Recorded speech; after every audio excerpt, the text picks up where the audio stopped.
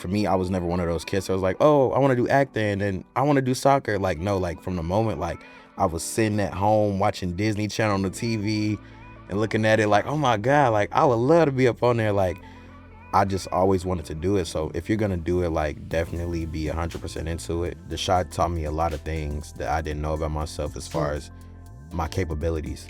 From acting to me being a human being to me being a young man. I'm a big firm person on telling everybody like, this is possible. Yeah. Like I'm living proof, like, cause I've seen it. Growing up in front of the camera at such a young age has to be a unique experience. From living in the spotlight 24/7 to balancing your personal life and trying to build your identity. It's a lot to carry before you even figured out who you are. But for today's guest, Shamon Brown Jr., the pressures of stardom never stood a chance against his drive. You may know Shamon as a lovable character Papa from The Chi, or maybe you remember his voice from Teenage Mutant Ninja Turtles, Mutant Mayhem, where he brought the iconic Michelangelo to life. But Shamon is also a recording artist, an entrepreneur, a designer, and so much more. This conversation goes deep into the life of a highly motivated, multi-talented artist who always knew he was destined for greatness. He wasn't going to let anyone or anything tell him otherwise. I'm your host, Ariana Drummond. Welcome to NAACP Plus Inside the Industry. Ladies and gentlemen, we got Shamon Brown Jr. in the building. Hey, how are you doing today? What's going on? How you feeling? Good. I'm super excited. I was just telling you earlier, but like to see you grow up on screen is just so amazing to me. And I know we're going to talk about all things Chi, all things a new season. But before we jump into that, I have a couple questions for you. Ready to go? Let's do it. Awesome sauce. So you've been working since you were 5 years old, which is absolutely insane. You've been on a critically acclaimed series. You voiced one of the most iconic animated characters, Michelangelo. When you look at your life right now, is it everything that you imagined it would be? Yeah. Honestly, like truthfully, I've always had a certain type of mindset as a kid. Like I just knew, I don't know, it's just like when you just grow up knowing you're going to be destined for certain things. So it's just like, it's everything I thought it would be and more. I'd say it like that. I love that. So I know you got your start in a theater in Chicago. Yeah. When did you know that this is exactly what you were meant to do? I'll probably say around like 8 years old. Like I started when I was 5, but like it was really just a kid just wanting to be on TV, wanted to be on stage and just had personality. Always followed directions well, always had personality to me. So, which is kind of hard as a kid. It's like you either got one or the other. It's like a kid, you'll listen, but then they can't do the lines right and can't memorize stuff right, can't follow directions. So I would probably say, yeah, like around 8 years old. Was your family in theater or really? That's crazy. Nobody. My uncle actually is Corey Hardrick, and he amazing actor from Chicago doing this big one right now. So it's just like, but I didn't even know he was an actor till I got older. Like, so it's just like for me, I remember going to a movie premiere in Chicago with him, like signing autographs before I was even anybody. I'm just sitting there like this. like literally just signing stuff and not knowing that this is what my life was gonna eventually turn into. I love that. And just speaking of family, so I'm assuming your family was and still is among one of your first advocates when you were starting off in the industry. Is that a good assumption? Yeah, Okay, absolutely. nice. So what role does and did your family play when you were starting off in your career? They were just the backbone. You know, they say it takes a village to, raise a child individually, but to raise Shamon, it definitely took a whole community. Like it was days my mom had to work, whereas my grandma, my grandfathers, or my dad, or different people, even sometimes my mom's friends would take me to auditions and different things and run lines with me and make sure I was good and make sure I was straight. Everybody just always believed in me and they always saw a future and something in me. Like, I don't know, it had to take my mom to come on here and certain people to come on here to like say it, but like everybody just genuinely believed in me. I love that. So I appreciated that. Look, shout out to mom, shout out to the parents, shout out to the community. That's amazing. That's beautiful. So do you have any advice for parents who have kids who want to pursue maybe a path in acting? I would say believe in them. I would say make sure it's what they want. Yeah. For sure. We are in an industry where a lot of times it's what the parents are like, oh, my Right. kid is cute, or I think my kid got a funny this or that, or have personality. But like at the end of the day, it has to be what your child really wants. Um, Listen to your child, be there for your child 100%. Um, do your research. Yeah. Please do your research. Honestly, like this industry has so many loopholes in it. A beautiful industry, but it does have its loopholes, and if you're not present, it will show. Yeah. Not only on for the child, but when your child does roles, with how people treat your child as well. Like they could tell who has active and good supportive parents and who don't when it comes to like directors, producers, casting people, whoever it is. Um, and just make sure your child has a good balance. I think if I was to say anything, if my mom was here, if she was gonna say anything, and I always give her props, is she always made sure I had a good child and actor life balance. One never like foreshadowed the other and like Yeah. took over. Like I remember like after every audition, like me and my mom would go get ice cream or like a sweet treat. Like that was just our thing. Like, cause it was like no matter if you got the role, didn't get the role, like I'm still proud of you. I'm still here, and you're That's still sweet. did a good job, and I'm proud of you. Do you have any advice for kids who want to do what you do? Advice for kids that want to do what I do. I just kind of going back to my earlier thing, like make sure you genuinely want to do it. Yeah. Like for me, I was never one of those kids. So I was like, oh, I want to do acting and then I want to do soccer. Like no, like from the moment like I was sitting at home watching Disney Channel on the TV and looking at it like, oh my God, like I would love to be up on there. Like I just always wanted to do it. So if you're gonna do it, like definitely be 100% into it. It's important to have different things that you like to do. Keep your mental strong. Make sure you have people that you can talk to in this industry. And I would just say again, do your research. Yeah. And even I don't know, you got to kind of make your own village. You have to make your own village in this industry, and keep God first. For Amen. real, for real. Yeah. Please keep God first. Okay. For definitely. Amen. So I mean, I know you talked a little bit about some of the like seeing yourself on or just watching Disney Channel and just being able to see yourself. Any shows that you were watching at the time? Or Like, what were your favorite shows? What's so crazy, like I really caught the end of like the That's So Raven era. That was my girl. You feel I me? love Like That's So Raven. I really was watching, like I don't care if they was reruns or what, but like I was really watching like That's So Raven, Corey in the House. Like let my mom tell it was really like Hannah Montana. Yeah, no, like, for real. That was the whole like whatever that era of Disney was, like that's definitely what I was watching. No, 100%. Because I feel like I even have some of the mannerisms now Yeah. of like her like quirkiness, and I'm like, oh, I definitely got that from her. Like that's insane. That's lit. I love that. So do you have any like fun or interesting stories of when you maybe were first starting off auditioning? Do you have any anecdotes for us?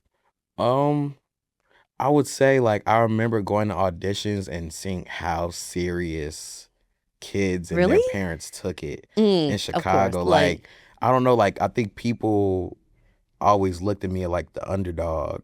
So like it's kids that always see the same group of kids like before I really started having certain auditions and stuff. And I'm the type of kid like I would show up on my Nintendo DS and I'm playing the game, and like kids would be looking over at my game and look like, ooh, what he playing? And like moms and dads would be so strict on their kids. Oh, that's sad. And it's like that's why I say like it drains the life. Like the fact that I know like, okay, I'll close this game, like I could lock in. Yeah. Like that was the thing. It was like for me it was serious, but it wasn't. Yeah. Like even to this day, like when there's no fun in it, I feel like that's when you lose the love and the passion for it. When you stop having fun with what you're doing. Yeah. So it's just like when I went in there, I'm like, okay, I learned these lines. Like I hope I get the role, and it's like if I don't, like that's okay. And I'm like I said, go and get ice cream after this. It's like parents, because sometimes parents saw their kids as like meal tickets. You know what I'm saying? Yeah. Like, and it's just like, dang, your kid don't even like this for real. Or even if some kids that don't like it that actually got roles and opportunities, like because their parents drained the life out of them. Like fun memories was just like just being in person and just like before everything. Like I don't know, it's like even doing the Shaw auditions, like all of that was in person. So it was just like a certain type of energy back then. I don't know. Yep. Like I miss in-person auditions like to a fault before everything, and like everything being so self-taped. Yeah. Like it was just a certain type of spirit and energy, so and nostalgia in doing self-tapes. And that, I mean, earlier you talked a lot about community. Like, how important is having a good team around you? And I mean, Yeah. what I mean by that, like agents, publicists, Mhm. managers, like, how were you able to get your team, or like, what age did you get an agent, get a publicist, all that stuff? Yeah. I would say it started off at home. Like my mom, like to this day, my mom is my manager. Hmm. Like my mama Jerry, like I love that. that's my girl. Look. And just like having somebody that always has your best interests at heart. Hmm. And then that just grew. Like my mom was there with me every step of the way, and like my team kind of is a reflection of my mother, I would like to say, uh, because she's just a genuine, real, amazing Black woman. Like, so my team, like my agent, like shout out Stuart in Chicago.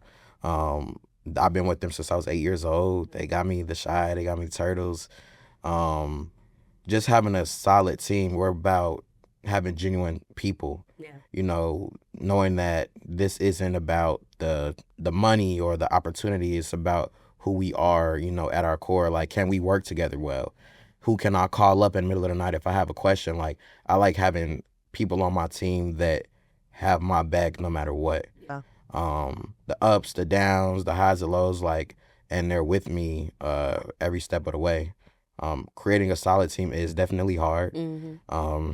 It's definitely some people out here that, you know, aren't good agents, that aren't good managers, Yeah. that don't represent you or only see you as like a number more than an actual human being. Yeah. So if I had to like really describe my team, it's just authentic. Authentic. Everything about Shamon Brown Jr.'s team is authentic. I love that. And shout out to Erica in the back. Yeah, shout out Erica, man. We gotta get- Cold. Erica cold, man. Like, I just started working with her, but Erica is so cold, man. Like, I tell my people all the time, I'm like, you know, you hype it up at first, like, oh yeah, like she cool. She all right. But she cold. Yes, She I just, love her. again, another thing, just having genuine people around Yeah. you, real good, authentic people. I love that. And then even before all of the fame and craziness that happened, what was it like growing up in Chicago before you were in the industry? Yeah, growing up in Chicago for me was, I don't know, it's like a fever dream.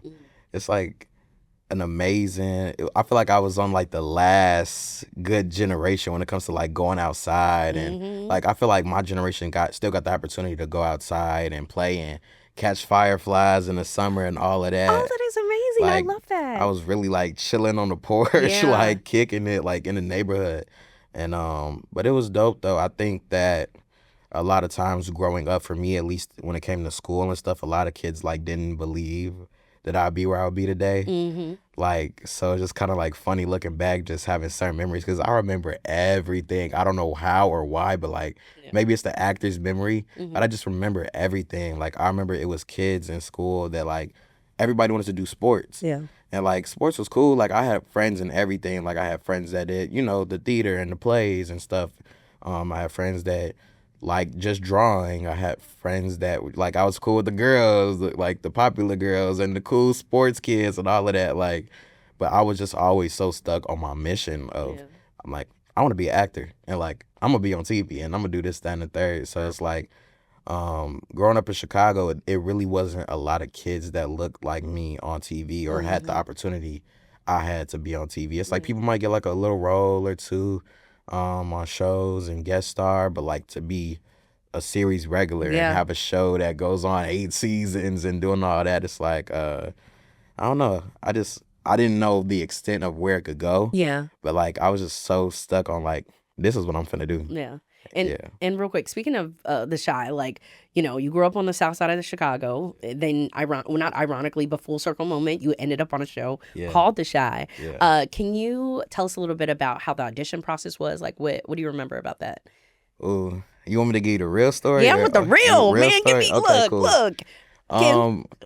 I feel like I vaguely said it in certain interviews, but I give people like the media quick, long story short answer. So originally, The Shy was a pilot, no name. It was just called the Untitled Lena Waithe Project, and you can still look it up to this day. It was back in 2015. I auditioned for it back in 2015. I was like 10 going on 11. I did like 6 auditions, and I remember like the last audition being in front of Lena Waithe and Common and the producers and directors, and I did like a chemistry read with old Kevin and Jake. Shout out Marcus and shout out Alex. And next, we shot the pilot. It was like me, Aisha Hines, Jason Weaver played Ronnie, Tequan Richardson. Like it was a lot of heavy hitters up in that thing. And then next thing you know, like we shot it, and then I didn't hear anything for like a year and a half. Yeah. Did you understand like the gravity of it when you went into it? Like, did you know who like Common and everybody was? Like, that's crazy. Like, what's so crazy is like, I saw like in school, so crazy. Like, we had like a Common like reading poster. Like, it was like a poster that was like, read your books, kids. And it was like conversation. Like, that's the guy from my poster. But like, of course, when I got older and like I started doing my research, I'm like, oh, okay, this is such and such, this and such and such. And then next thing you know, like, it was like 2 years later, we came back. I did one final audition for Papa. And then the rest was history. Yeah. Honestly, like, and then here we go. I love that. I love that. So I feel like Chicago gets this mixed narrative in the media. And I think, and what I really love and admire about the Chi, it gives like all aspects of Chicago. Yeah. From someone who's actually from there, do you think it has done a good job at representing Chicago? I would say absolutely. I think what a lot of people get misconstrued about the show is that people tend to forget it's not a show more so about Chicago itself, more so than the people in it. Yes. You know, somebody that lives one kind of lifestyle is going to look at the Chi and they watch something, a part of it, and say, somebody from Chicago wouldn't do that. But I'm like, it's different people from Chicago. Yeah. Like, oh, I wouldn't do what this gangbanger did. I wouldn't do what the mayor did. Like, I wouldn't do what the kids did when I was their age. I'm like, but again, it's like, that's what I love about the show. It's like it shows different lives about the people in Chicago, but there's so much that's so Chicago, like in the show, like from, mind you, we film in the actual city first and foremost. Yeah. Like a lot of, we're not a show like, oh, we filmed in LA and we're acting like it's Chicago. Like, no, we really film in Chicago. We have a lot of people that's actually from Chicago in the show, and including myself. But and then we just show like a lot of things. Like I love when we show the block party scenes and the community coming together. That's one of the biggest things that like Chicago is. It's community. It's coming together. It's the block parties. It's the music. It's the spirit and energy that you get from just knowing each other and like coming to a spot and just building this sort of family that you never would have made if you didn't turn that corner. I love that. So is there anything about Chicago that still hasn't made it to the screen that you would want to see? Anything from Chicago that hasn't made it to the screen? I would just say more of the youth. Like we got a lot of up and coming like actors like in Chicago, from Chicago. Like it's one of the boys is from Chicago. His name is Harper. Harper, he plays one of the new boys. Like they kind of make these new boys, like the new Papa Kevin Jake in the show, and he's just super cool, super talented kid. And I'm just excited to see like because for a long time it was like a lot of the kids on the show were like, we were just the only kids from Chicago like really doing our thing. Yeah. So it's like I'm happy to see the next generation come up. Well, what's something about the city that you want to debunk right now for people watching right now? Is there anything that you want the world to know about Chicago, or like anything that you want to debunk? We don't all eat deep dish. Like deep dish is like really like, it's a Chicago thing, but like when I go to Chicago, I'm not like looking for deep dish. That's like it's like a Thanksgiving. It's like I'm only eating that thing like once a year. Nah, I'm trying to be funny, but that is funny. I would say more so on the violent side. Like Chicago is a violent city depending on where you go, but like Chicago is a beautiful city. Yeah. We're definitely getting better. We have a lot of amazing things that are coming to the city. Our city is constantly evolving with things for us, by us. Like they just opened up the Obama Center. I saw that. I was like, that's dope. I remember driving past there, like, and that's just driving through. I remember that was like one of the last times I drove through like my part of the city, like from the south side, and I was just like, oh, it said it's gonna be here like summer 2026. That's cute. And then now it's summer 2026, and now it's here, and it's amazing. And a lot of people, I'm happy that a lot of the kids are getting up and going there, and a lot of people from different parts of the city are coming together to see it. So just stuff like that, like just the violence, like it's not a bad city, it's a beautiful city. It is. You know what I'm saying? Like you just gotta come there. We got the best food. I'm a little biased, y'all, but I think Chicago got some of the best food, some of the best people. some of the best culture and art Yeah. and everything there. It's a beautiful city. You just gotta come and explore it for real. 100%. Because we went there. We have our convention coming up, and we went there recently for a site visit. I've never been, and it's just so gorgeous. It's literally Yeah. so gorgeous. It's By the like best the time. water, the waterfront or Yes. whatever y'all call it. But it was Yeah. absolutely beautiful. Absolutely. Like I cannot wait to go back for the summer. have to. I need I those know I'ma parties. go Those back. okay. I What? need that black block party. Yeah, but That black block party. Okay. yeah, you dig me? That's what I'm saying.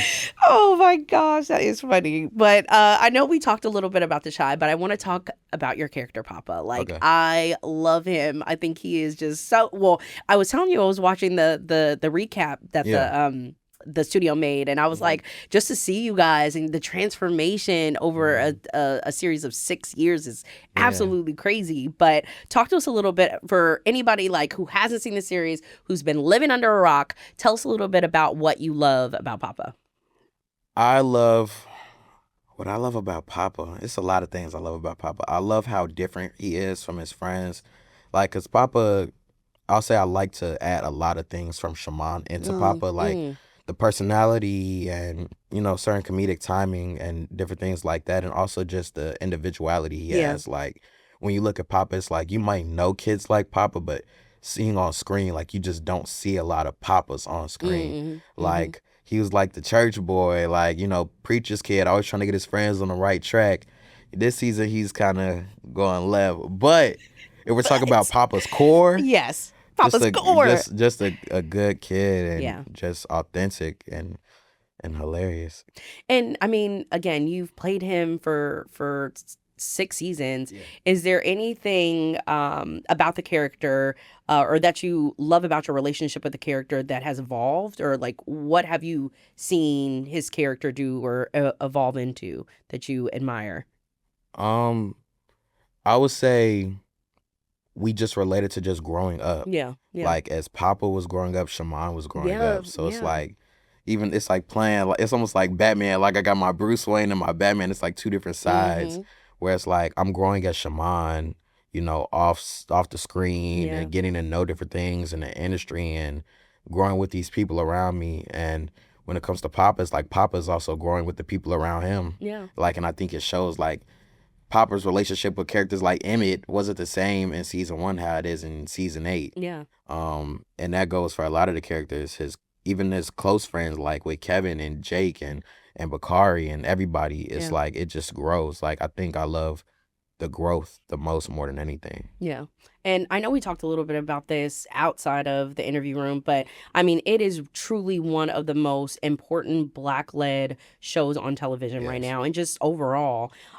What did being on the show teach you about what it means to champion and advocate for Black stories, both on screen and off screen? I think first of all, I really always got to shout out Lena. I got to shout out Lena for creating a show like The Shy and for believing in people like myself and the people that we brought on, because she brought on amazing people. Yeah. Like, everybody always says, like, when they come on our sets, it feels like a family reunion. Like, people love coming on The Shy set. It don't matter if you're people like Lynn Whitfield and Phylicia Rashad or, Even they played just those a new characters. person just coming on and getting their start. It's stories like The Shy deserve to be told, deserve to be, like, I don't want The Shy to be the only, longest running show of its kind.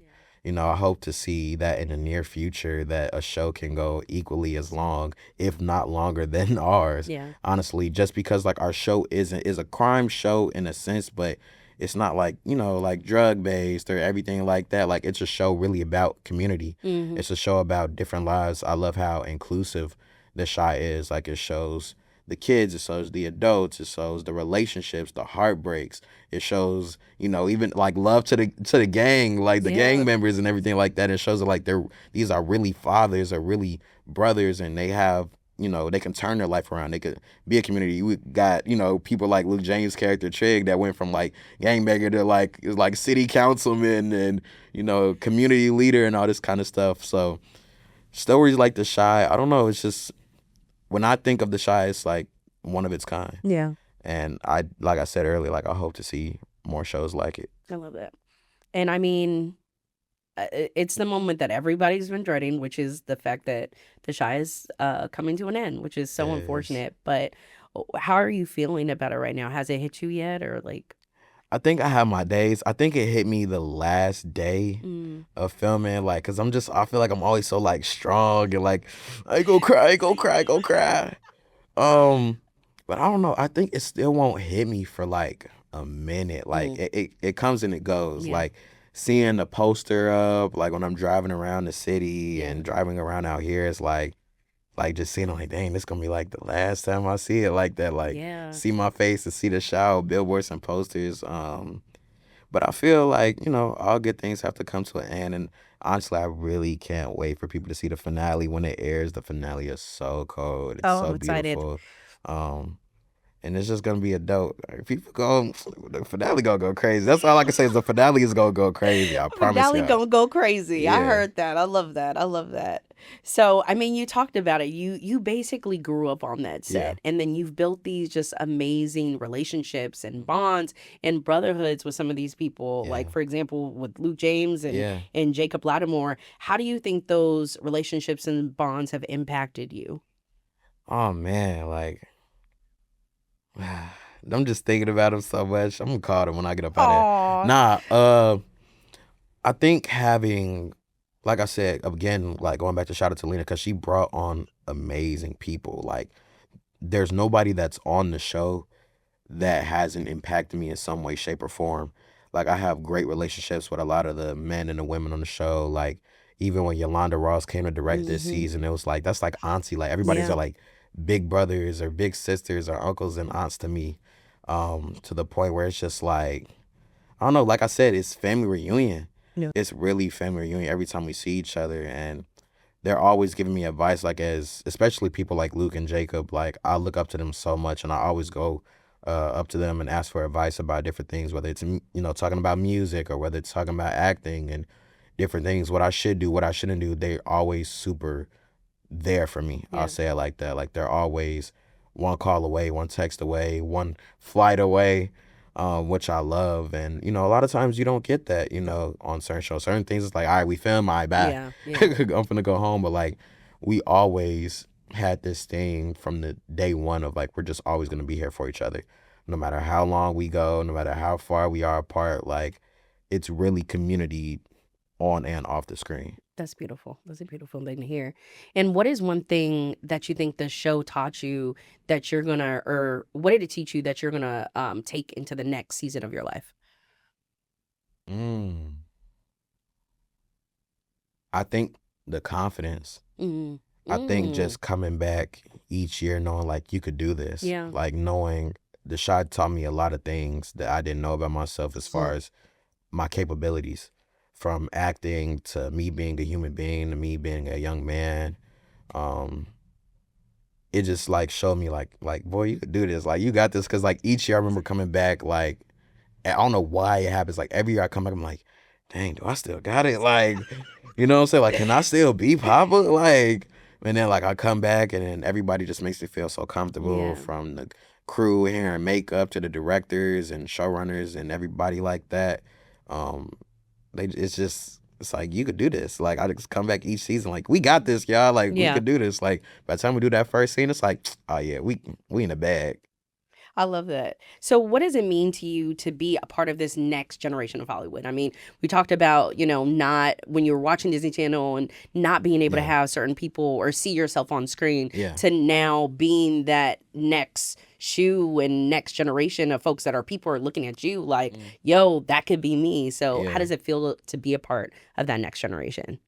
I think that being somebody that people can look up to has always been like a goal, Mm-hmm. but it's never been like at the forefront of my mind. Yeah. So then now that it is, cause like people come up to me all the time, like different kids, Yeah. like the new boys, like they come up to us and like I'm like, oh y'all really like look up to us now. It's like, dang, I really do gotta watch what I say or watch what I do. Like, Oh my so goodness. it's an amazing feeling. Like I'm so happy that, you know, black boys could look at me and see that it's possible, being where I'm from. Yeah. People can see that it's possible to be like, oh, you ain't just gotta, you ain't gotta be in the streets, or you ain't gotta do sports, or you ain't gotta do something you don't want to do. Like, I'm a big firm person on telling everybody like this is possible. Yeah. Like I'm living proof, like because I've seen it from people before me.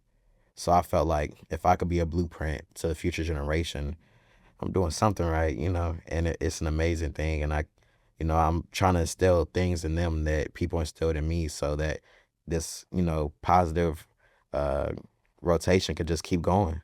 I love that. And I mean, you keep talking about the importance of mentorship.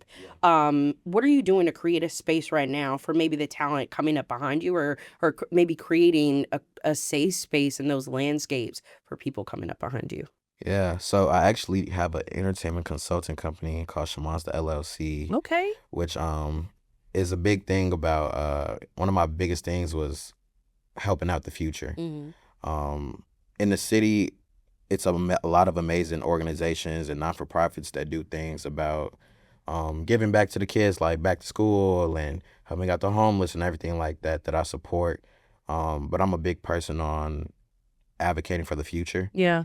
And I'm like, okay, like after, you help this kid get a backpack, it's like, what about the kid's actual future and like pouring in? Like it's a lot of different things in the industry that people can tap into. Like I'm talking about like I want to go deep, deep, deep. Like I'm gonna bring on hairstylists from the show, and like if it's you got a homegirl to know how to do hair, like teaching them how to get their everything to make sure they could do hair on set for another project, or barbers or whatever. Or if you want to do lighting and certain things, like it's a lot of jobs behind the scenes more than just the acting or modeling or music. And I just want to help people, and even people's parents or anybody that's even interested in little things like managing and stuff like that, like doing things like set etiquette, how to respond to certain situations on set, how to, fill certain things out, how to audition, how to make sure you're around the right people, like just different things that can grow a more positive generation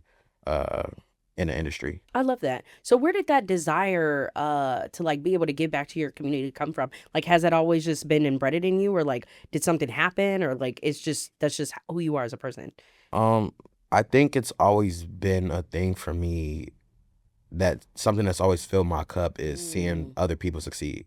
I love that. Like I don't know what it is, like when people talk to me, like I was talking to Burgundy and Jacob like when we were in New York like a few weeks ago, and I was just like, y'all don't know how much I really want to see y'all win. Like I was talking to people like Zari and Amaya, like Alex, Mikey, like I tell them all the time. Like we was talking about it like in one of our like Shy T episodes, and I made everybody cry and all that stuff. Cause it's like, I don't know, it's just something in my heart where like it's enough room for everybody like to win. It's enough money out here, it's enough opportunities, it's enough roles out here. Like whether even if I gotta create them, like I just really want to see my friends and my peers win.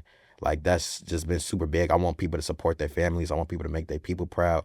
I want people to inspire people that look like them. Cause I'm like, we all look different. So it's just like, and I know I'm focused on my own lane and my own everything. But if I could help people out and support anybody and my peers and my friends, and, make sure that we all at the top and we eating at the table together, even if I gotta make that table and make sure everybody get a plate, then that's what I'm gonna do. I love that. I love that. As you should, because to your point, I feel like we're always, well, we have this mentality of like crabs in a bucket, and like we don't need to be like that. Like we can all win, we could all get a piece of the pie or whatever you want, however you want to say it. But like it's enough opportunity for everybody. Absolutely. And I'm just totally commendable the fact that you're creating these spaces. So that's just amazing to hear, because a lot of people aren't like that. So. Yeah.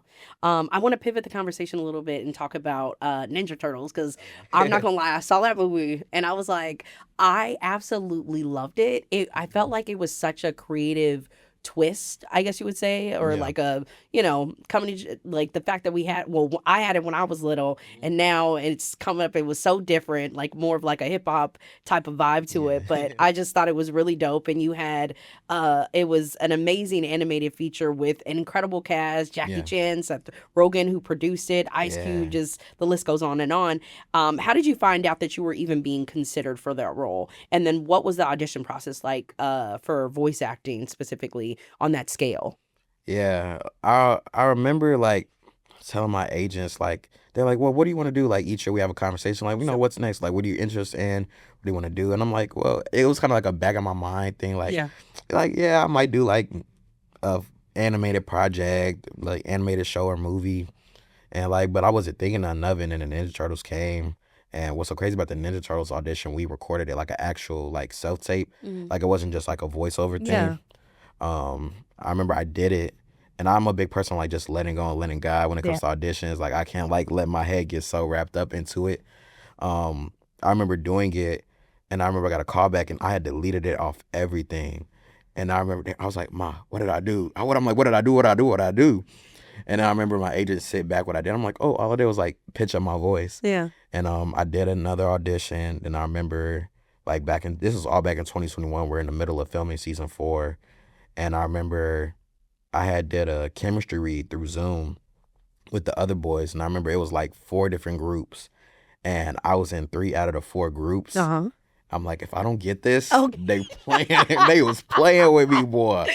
And I remember, like, time passed. I finished filming The Shy season 4, and literally the last day that we shot, that same night, I got a call saying that they wanted me to do the Turtles, and I was like, what the heck? And then we shot it, and I didn't think that it was gonna get picked up for like a sequel, but it's like literally a week before the movie dropped in theaters, we got picked up for not only a sequel but a 2-season miniseries. So that's dope. That is incredible. Yeah. I love that. And I mean, were you a fan of course? But I mean, where did you grow up watching it? Yeah, absolutely. So how was that experience like, or like, how did it feel for you to play such an iconic character? I think it was surreal because with this movie, we broke a lot of barriers. Like we had dropped, and I think on their 40th year like anniversary. Yeah. We're the first teenagers to voice the Teenage Mutant Ninja Turtles. Me being like, I'm like the first black kid to voice Michelangelo. Like, so that was cool. Yeah. And it's just cool like seeing the different kids. Like I remember like walking around the stores and seeing kids in like Ninja Turtle pajamas, and I'm like, like y'all don't even know that's me, or like y'all don't even know how that make me feel, like, or like going up, like I remember going in the toy aisles at stores and seeing the action figures and hearing the voices. I'm like, to go in the action figure store and all that type of stuff and hear my voice, like it's not like, oh, y'all hired a voice actor, like no, this is me. Yeah, that's crazy. I love that. Cool. Yeah. So who was your favorite Ninja Turtle, and did you get to keep anything, or did they give you anything cool, like any kind of collectible type thing that was cool? What's so crazy is my favorite color is blue, so I like Leonardo the leader, but I loved Michelangelo's personality. Like if Michelangelo was blue, that would be like my dream Ninja Turtle. And I got everything, like anything you could think of. Like I said, I wanted all. I heard that. Like I got all the toys. I got whatever it's. I don't care if it's a Pez figure. I got that. I got the keychain. Like I got like a whole like Ninja Turtle like shrine like in my closet. Like I be trying to tell people, like when I introduce myself to folks, I'm like, yeah, I'm Shamon. I do this. I do the Shy, whatever. I'm like, oh yeah, I'm a Ninja Turtle. They be like, come get say what? Yeah. I'm like, what are you talking about? They're like, what kind of, kinky stuff you into? I'm like, no, like I voice one of the Ninja Turtles, and they're like, oh, okay, That's awesome. and it's super dope. But like everything, what? I got the Funko Pops, I got the action figures, That's crazy. I got everything. I got the thing, push the button, hear my voice, cowabunga, all that.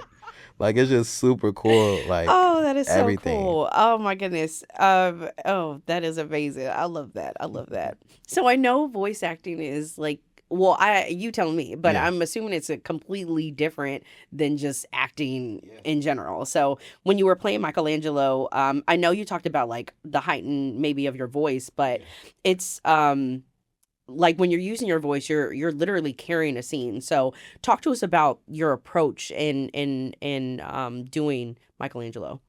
Yeah, I would say with Papa, it's like I have to remind myself that this is for kids. Like when I'm doing Papa, it's different. Like it's just like it's an adult drama. Yeah. It's like, and I have like a lot of elements of Shamon into it. Like this Southside kid from Chicago. I'm a kid from the South Side of Chicago playing a kid from the South Side of Chicago. I'm like, I really ain't got to do much but be myself to an extent.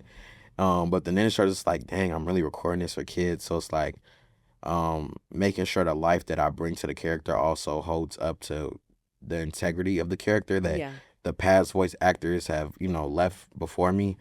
And also it taught me a lot, kind of like just taking care of my voice and different things like that. Like on a show like The Shy, like sometimes, like of course we all want our voices to be good, but like we could do voiceover, like we could do like ADR and stuff like that. But like for that we have to like be on it, and because it's like our voice, I really kind of had to teach my voice how to be a certain type of instrument so that I could be, the character that everybody is loving, Yeah.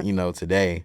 So I feel like also it's different. It's just like, I don't know. It's like, it's different than regular even ADR. Like, Yeah. it's a certain type of energy and enthusiasm you have to give. And, it's so crazy that we do have cameras on us.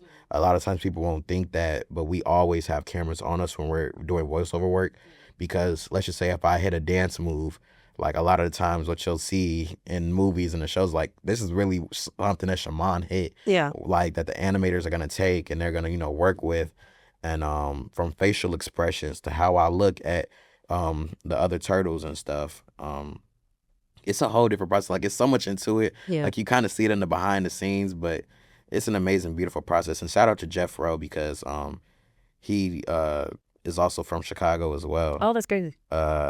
He is an amazing, phenomenal director, and the love that he pours into us, me and the other boys, when we're doing it and supporting us, especially for this to be like my first, Yeah. voice acting thing. Like he's been nothing but amazing. And really quick, what was your favorite part of just like the whole process in doing that? The process of like creating a movie? Creating or afterward or like anything? I would say afterwards, probably like just seeing it in theaters. Like that's my first movie in theaters, and like we were like the most successful in the box office out of all the movies in the whole franchise, which I thought was insane. Seeing fans' reactions, like seeing fan drawings and stuff like that. I think when we announced we were the Turtles, we did the Nickelodeon Kids' Choice Awards, and we got slimed. Like it was just certain moments that was just like, this is so surreal. It's so cool. I'm excited. Yeah. I mean, because they might have just pivoted to the series, but I thought they were gonna do another one, so that's why I was. Yeah, we got a sequel coming out. Okay. A sequel coming out next year in August in theaters. Bro, I'm so excited to see that. I'm not lying. Like, I hate that they take so long for them to do stuff and make, but I'm like, I am really genuinely excited I ain't gonna lie, about this that. one, you like the first one. This next one is so I hard. am so excited. God. I'll throw this right now. I'm like, give me the tea. No, it's fine. I'll hold off. I'll hold off. It's cool. I ain't gonna get no further. Okay, because I want it all. No, I'm so serious. But I want to pivot and talk about your artistry for a moment. And talk about you as an artist. I'm sorry. You're an actor. You're a mentee, a mentor, a Ninja Turtle. You're everything. Yeah. But I know you also just released a song called "Juke in the Club." Yeah. So congratulations first and foremost. Thank you. Talk to us a little bit about the track. I would say that this is everything I do is super personal. Like songwriting alone is like one of my biggest like passions and loves. Like I love making music. This season of my life with the songs that I'm making now is like super lit. Like me and my music manager Ashley, shout out Ashley. We talk about the different eras that different artists have, like from Chris Brown to Usher to Drake. You have Take Care, and you got like this whole Iceman. Like so, right now I'm in this era of Monsta season. That's my like nickname, like from my brand Shamonsta. Like that's my nickname. People call me Monsta and everything. Juke in the Club is a track for the city, for Chicago. Like, it's a party track. It's very lit and turn up, but it's like, I really can't wait for people to see like the end of the year stuff. Like Monster season is literally just lit songs, like songs that you can play in the club, play in the car. I got a song coming out called Chicago Girls, which a lot of people have been really, really, really wanting. It's just a real smooth, sexy track, showing love to Chicago women. I love that. A very uplifting vibe, and what I have coming out later is like some more R&B stuff. Like, cause that's the thing, like I'm showing people the lit stuff. Like this is like, I'm not gonna say it's my throwaways cause I have love for all of these tracks, but they're like the throwaways compared to like the stuff of me actually singing, like using my voice and actually having songs with a heavy meaning behind them and everything like that. So I don't know, Shamon as an artist, he cold, boy.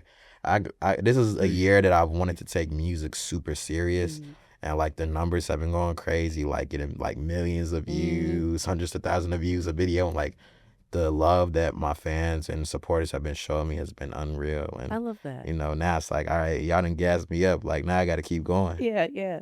That's incredible. And I want to talk a little bit about like when you first started making music. So I know you talked about when you started making music and you were uploading remixes to SoundCloud. Yeah. And I think people really underestimate how important it is to just start. Yeah. Just start somewhere, even if it's not exactly where you imagine or where you thought it was going to be. So take us back to that era. You said this year was, that you wanted to you wanted to take your music more seriously. And right now you're releasing what you call throwaways, but what can we expect to hear more of in this new season, or what are you really excited about for your fans to hear? I'm excited for my fans to hear it all. Like, I got this thing, like, I play my music for everybody, and I'm not gonna lie, like, when it comes to, like, people that are icons, like, I haven't got no bad reviews. Like, I've gotten great reviews. Like, I done got, like, co-signed by, like, Chief Keef. I done got great reviews from, like, Leon Thomas's people and Bryson Tiller's people. Like, just different people that I grew up listening to and I still listen to this day, that I've shown love. People that I've worked with, people like Lil Wayne and Aaliyah, like, and just to know that I'm doing the right thing and seeing that different generations and different people, like men and women, and everybody are liking my stuff. It's just, I'm excited for them to see how far I could go. I know how far I could go. Like, I'm having a certain type of nostalgia feeling of when I first started getting into acting and people see where I am today. I'm getting that same feeling with music, and I'm in like a scared but like excited kind of state of my life right now. And I just can't wait to see how it all plays out. I love that. So what advice would you give to a young creative who's trying to put out music, maybe doesn't know where to start? I mean, I know you said just start somewhere. So like, what type of advice would you give somebody? Get good feedback. That's important. If you don't get good feedback, still drop it. Yeah. Oh, really? Because drop it. Yes, absolutely. Because There's it's somebody important. out there. Because it's like, somebody will like your stuff. Like, as a person that listens to literally everything, I remember Tyler, the creator, said this thing like, you never know who's listening. Yeah, that's true. Like, you never know who's listening. Like, I could be scrolling on TikTok or anything, and it could be a post. I just seen posts with 25 likes, but the song is so hard. And it's like, it's just somebody in their phone, like with their phone set up in their bedroom, just, singing over their track. Really just do it. Believe in yourself. Because if you don't believe in yourself, ain't nobody gonna believe in you. Yeah, that's real. And just keep going. Like, I don't know how many times, like, we've seen people just stop right before they've hit their breaking point, and hit their point of, like, success and how far they go, or their overnight sensation, or whatever it is. So just keep going. Like, again, like, I gotta go back to God. Like, just keep the faith first and just keep going, man. Like, you got it. Like, I don't know. Like, it's just like, you got it. Like, it's certain things that have just been instilled in me. That's just like, I want to instill in other people. Like, keeping God first. Keep going. Love yourself. Believe in yourself. And just do it. Just do it. Good advice. Good advice. So what do you think music gives you that acting doesn't? I would say a sense of, like, just being so personal. I feel like, with the Shy, it's like, I add personal elements of myself into it, but it's still something that somebody else is writing. It's something that somebody else created, a character from somebody else. With music, it's like, everything you hear is like Shamon's experiences. Like, I'm not one of those people that like, because I don't make, like, music talking about guns and drugs and stuff like that. And it's just one of them things where it's like, everything in Shamon's music is, again, goes back to my line earlier, just authentic. Yeah. Everything is just super authentic when it comes to making music for me, and it's just real personal, like, compared to acting. But I do plan on, like, making projects that has some personality and elements of Shamon into them. Yeah. So earlier you talked really quick. You talked about your brand Shamonsta. Yeah. Tell us a little bit about what inspired you to create that line, and then also what your vision for your brand is. Yeah. So Shamonsta, funny enough, I used to draw like little, and I still have a notebook of it. Like, I used to draw these like monster characters, like in school, like in middle school, like just scribble it. And literally, if you see my logo, that's literally what I used to draw. And I teamed up with a dope graphic designer, and we made it what the logo is today. And I wanted a name that I wasn't gonna get tired of like 10 years from now, 15 Yeah. years from now. Yeah. And I remember just sitting at home and I was just like, Shamon, this, like, I wanted a cold little nickname at first. I was like, what's some cold stuff? Like, Mon this, like, Money, like, la da da. And then one day I just said Monsta. Like, in Chicago, like, that's like, it's like slang. Like, we don't say monster. Like, it's like we say Monsta. Yeah. So I was like, Monsta. I was like, Shamonsta. I remember jumping up and down. My mom was like in the kitchen. I was like, Ma. I was like, Ma, Shamonsta. And she was like, okay. Like, what are you talking And about? then, like, not knowing, like, everything, I just took Shamonsta and I ran with it to this day. Like, I got Shamonsta LLC. I got Shamonsta Music, which is my music label. I drop my music through, and I got Shamonsta Clothing, my clothing brand and stuff like that. Just, when I created the brand, like, I remember what I wanted to make with it was, when you think of monsters, you think about outcasts and outsiders and not fitting in and anything like that. Yeah. So I wanted to kind of change the narrative. Like, when you think of a monster, like, I call them the Monster Mafia. That's cute. It's just like all y'all monsters. That's like dope. I That's got dope. all my friends like STA at the end of their names. I'm like I'm Monster. I'm like, I got a friend like G-Sta, like all the type of stuff. That's dope. Just like a sense of community of like people that never really fitted in, because that's how I kind of grew up. I always felt like the black sheep of my friend groups or my community, and it just grew into something bigger than myself. Yeah. And now I got a lot of people like, oh, that's Monster, like this, then the third. And I'm like, I really wanted to be, kind of like a cool group and supported thing. Like how Drake got OVO or 50 Cent got G Unit. Like, I just see it being like this big organization and franchise that just grows and becomes super global that, a lot of people can relate to. And I love, to your point, I love the fact that it's not just acting, it's not just music, like you're building an empire. Yeah. And I love, besides from mentorship, I know that you also talk a lot about financial literacy. Yeah. And entrepreneurship. Yeah. So can you share a little bit about, or tell me why is that important to you to teach people about entrepreneurship and teach people about financial literacy? I think just off the simple fact of that it is important. Yeah. I think a lot of times in schools and communities, we're just not taught a lot. Say that again. I've always been a curious kid. Yeah. So I remember one time, like, I think it really just started off with like one of my paychecks. I remember, like, I knew how much I was getting paid off the Shy, but like I didn't know anything about my agent fee. I didn't know nothing about taxes. I didn't know nothing about nothing. I'm like, Mom, I got this check at like whatever amount it was. Like, I was just like, okay, this is cool. And she was like, I was like, so how much do I go home with? She's like, you really want to know? I'm like, yeah. It's like, well, 10% go to your agent. You got to have this for taxes. Yeah. And then before I turned 18, we got this thing called, the Coogan account, where it's a certain amount of money that gets saved for when you turn 18. And I remember, like, when she told all that, I was like, so what's my final amount? She was like, probably like this. I'm like, oh, wow. I'm not balling like I thought I was. Okay. And then, like, also, like, I had this thing, too, like, when I, saving money and putting your money in the right place was just always super important to me. Just because I've seen money come, money go. Like, I didn't have money, I didn't went without in the past, in the middle of everything, and the shine and success and everything like that.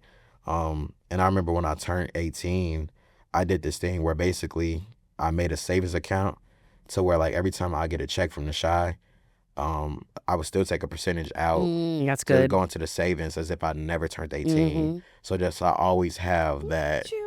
And that was just something that I wanted to do off of personal. That wasn't even like my mom thing, but I told my mom that's what I wanted to do. And I was like, because I'm like, okay, if I'm already going all these years not touching this certain amount of money, that even I'm like, okay, cool, I got this huge chunk of money. I'm like, dang, it's cool. It's like, if I could survive off, the money that, that I'm touching, I'm like, let me just leave the money that I ain't got to touch, and I'm gonna keep it in a savings account and, like, let it grow, and then use that to invest in certain things so it can continue to grow. Yeah. And I'm just always around amazing men and women that, again, like, instill certain things and financial literacy and what to invest in and how to move with this and that, what to do with your money when this happens. and child, pay y'all taxes.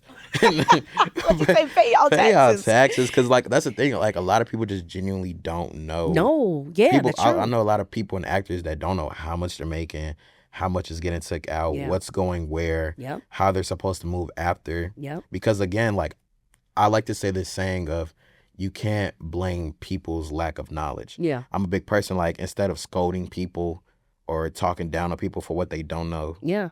You teach don't them. know what you don't know. You know what I'm saying? Like teach people, like show people, you know, how to move, and whether they take the information and grow from it or they take the information and they do nothing with it, at least you know that you shared that information. So That's real.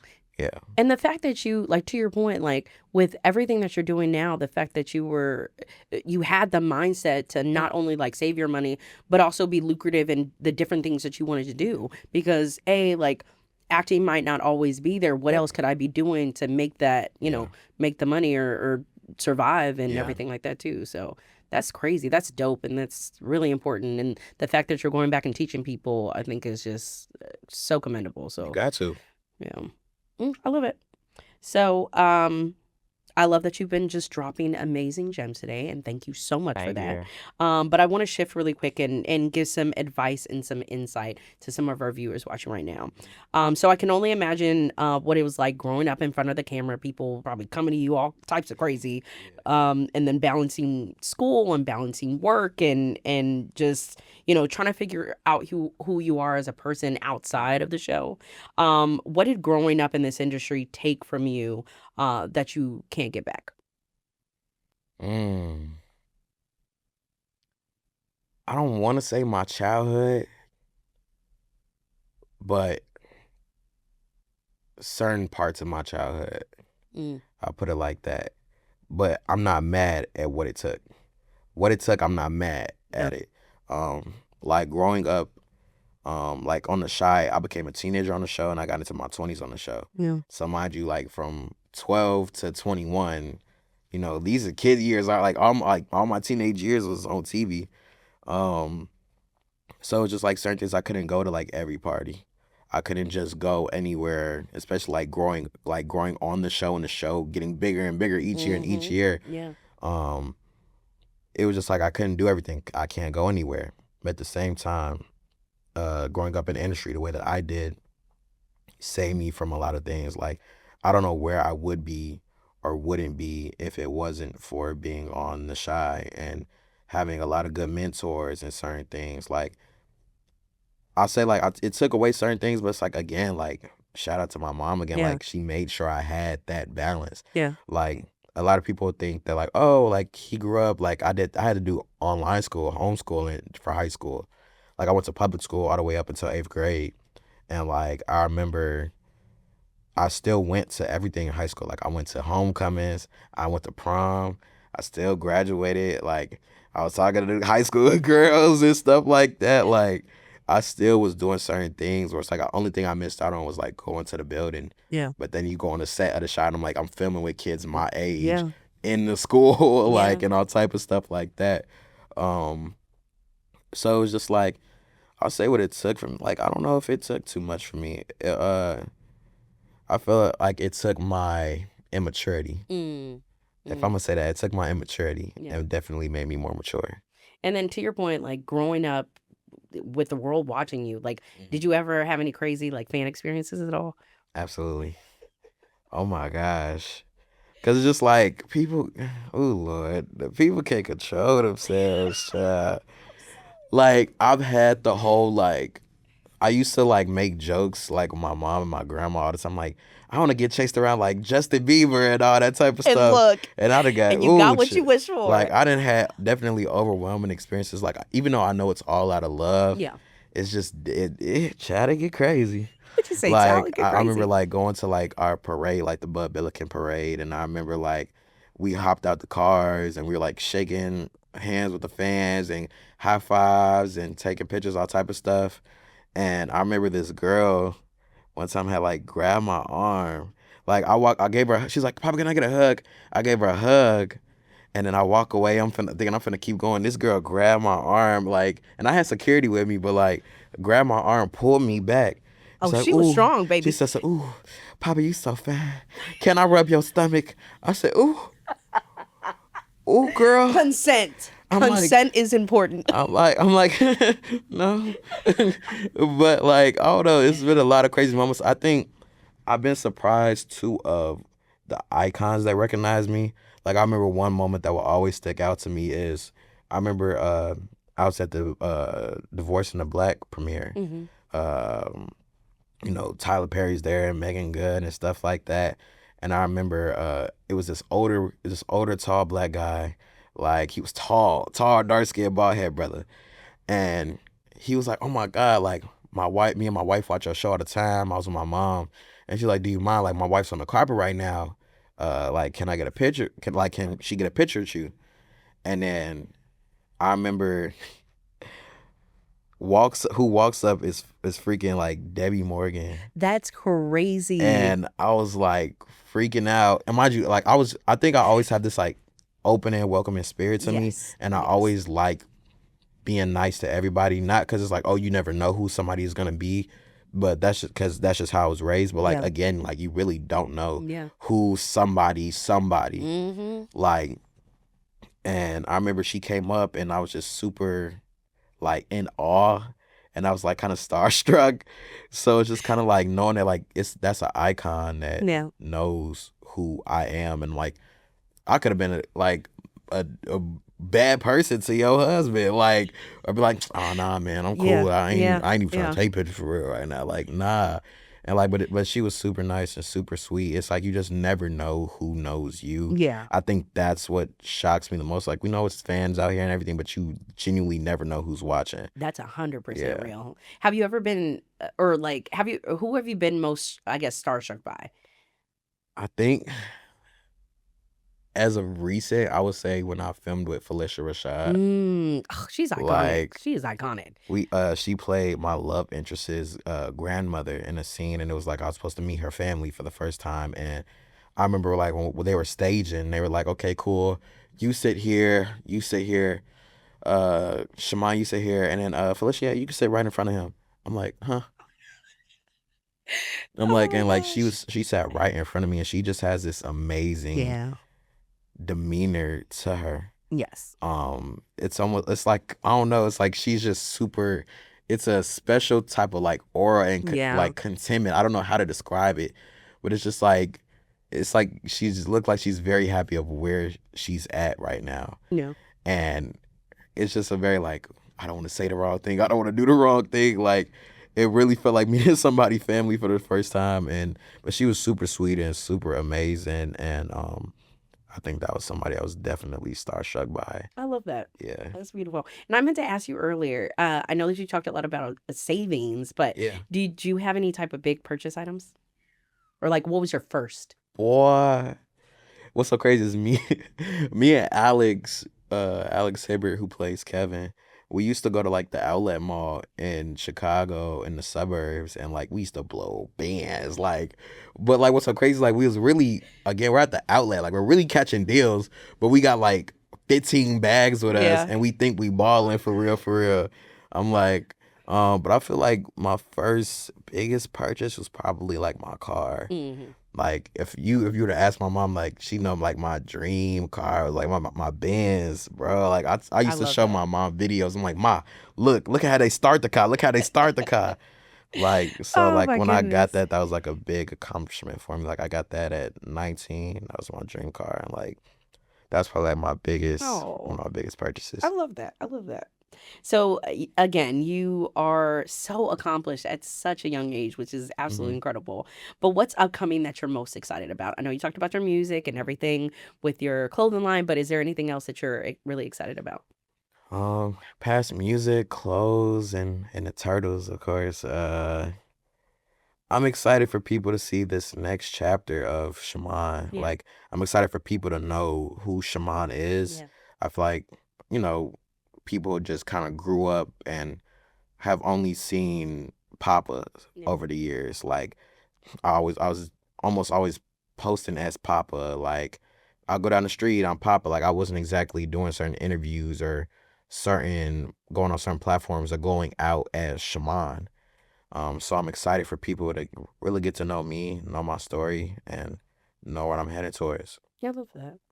So last question, when you fast forward to 10 or 20 or 30 years from now, and you look back at the chapter of your life, what do you hope it represents? And then what kind of legacy do you want to leave behind? Ooh, dang, that's a good one. I hope that I'm the same person I am today that I am in like 20, 10, 20, 30 Yeah. years from now. I just hope that like I could look back and know like, oh, you're the same person. You just have more knowledge and more wisdom and more love and more accolades under your belt. I hope when it comes to my legacy, it kind of goes back to where I'm from. Honestly, I hope that it doesn't stop at me when it comes to the future generation of young actors, young entrepreneurs, and people doing things the right way. Because that's the thing. A lot of people can do stuff, but it's very few people that do it the right way, that have certain morals, that keep certain people close, the right people around them. And that my legacy is just like he did everything, I said I was going to do. Like, I remember, like, I was sitting talking to one of my childhood friends, like, from 5th grade that I'm still friends with to this day. And I was just like, he was like, bro, like, I'm not going to lie, out of everybody we went to school with, bro, everything you said you were going to do, you did it, bro. Like, That's God. and I'm still doing it. In my head, I'm like, I'm not done. Like, I have a lot of things. Like, I pray, I work hard, I keep my family close, I keep a good circle of people around me. And I just hope when it comes to the legacy that I bring, I hope that people can see the way I did it, get inspired, and do it the same way, if not better. Oh, I love that. That's beautiful. Thank you. So really quick, before we officially wrap, I have this really cool game called Inside Your Industry Bag. Let's do it. We have a prompt. It's not really a bag, it's a cup. But if you kindly pull out one of those prompts and then read it out loud and answer the question. Okay. Ooh, chat. Just say, ooh, child. Trying to make sure I grab. You can grab, and keep in mind, if you don't like it, you could grab something else. Okay. Ooh, this is a good one. It says, what's something people are focusing on that they shouldn't be? I would say other people. A lot of people are so focused on other people and how other people are going and progressing that they kind of aren't, progressing and focusing on themselves. Like, they can't grow themselves. Like, there's certain people in this world that are just super fixated on other people. Yeah. And like, I get it to an extent, but it's just like, bro, like, you don't know how much you could get done if you just like focus on you. Yeah. Like, even me, like, I've noticed like in times in my life where I've had errors or days where I focus on other people. Like, when I look back, it's like, dang, like that was a day I could have, or a moment where I could have been working on something else. So that's when I'm like, I'm always like in tunnel vision. Like, I love everybody. Like I said, I want to see everybody win, and I'm always fighting for everybody. But it's like, Chad, I'm working on me. Like, I gotta focus on Shamon, make sure Shamon is good, make sure Shamon's mental is good. Like, you focused on if such and such got a baby on the way, or how broke or how rich somebody else is. It's like, are you okay? Like, are you good mentally? Like, is your life progressing the way you want it to? Like, how are you? What's your relationship with God like? Yeah, are you good? Okay. Like, people need to focus on God more than y'all focusing on Amen. shade. Look, drop room. some gems, baby. Like, that's feel real. me? So that's what I would Stay say. in your own lane, guys. Stay in your own lane. Yeah. Well, thank you so much. That's a wrap for today's episode. But I you. really want to say thank you so much for stopping by and just dropping these gems. I know somebody is super inspired by today's conversation. So thank you. Thank you for having me. I appreciate it. This is Always, dope. always. You gotta like dope. look when that movie come out. You gonna have to come on back. Absolutely. Okay. Absolutely. Awesome. I'm gonna hold you to it. Look, I'm gonna call Erica. So Yes, ma'am. awesome sauce. Okay. Thank you. I hope you enjoyed today's episode. No matter where you are in your journey, we're here to be a resource. If this conversation sparked something special for you, make sure to like, subscribe, and share, and drop a comment. Letting us know what conversations you'd like to see next. I'm your host, Ariana Drummond. See you inside the industry.